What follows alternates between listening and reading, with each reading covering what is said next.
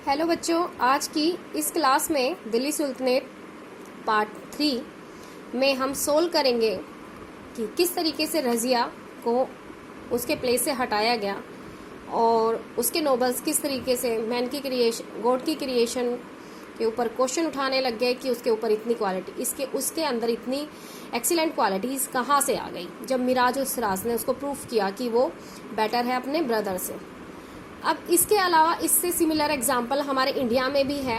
Queen Rudrama देवी जो Kakatiya dynasty of वरांगल, जो present आपका आज का आंध्र प्रदेश है, वहाँ पे रूल करती थी, बट वो इंस्क्रिप्शन में अपने आप को प्रिटेंड करती थी कि वो मैन है।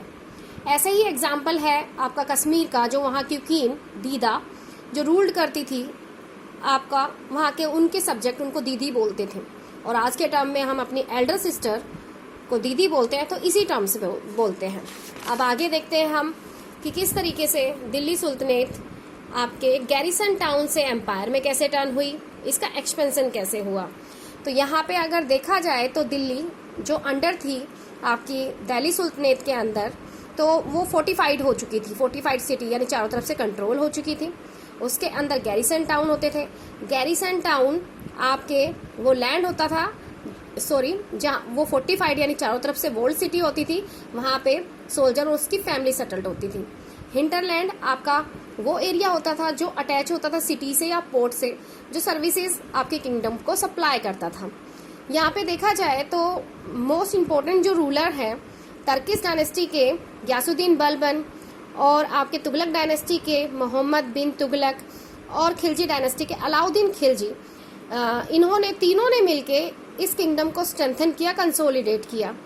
अब यहाँ पे देखा जाए तो ये जो किंगडम दिल्ली किंगडम है, इसके सामने चैलेंजेस क्या थे। पहला चैलेंजेस इनके सामने था कि जो बंगाल है, जो गैरिसन टाउन जो बंगाल से दूर थे, जो बंगाल में थे या इससे दूर थे, वहाँ जाना मुश्किल था। क्लाइमेट आपकी कभी कभी इतनी हार्श हो जाती थी, नहीं जा पाते थे। आपके रिबेलियन या वॉर या कम्युनिकेशन आपका नहीं हो पाता था। और सबसे बड़ा चैलेंज मंगोल का था, जो इन्वेंशन करने की कोशिश थे इंडिया में। और इंटरनल जो चैलेंज था गवर्नर का, जो जैसे ही किंग की वीकनेस देखता था तो वो आपके अटैकिंग मूड में आ जाता था।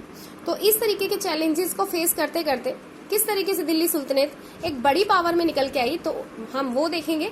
तो यहाँ देखते हैं हमारा पहला कैंपेन उसकी एक एक्सपेंशन का। उसने अपना इंटीरियर फ्रंटियर, जो आपका इंटरनल